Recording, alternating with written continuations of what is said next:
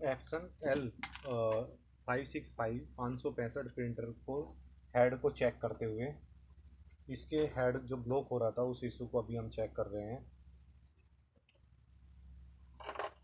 ये इसका हेड होता है।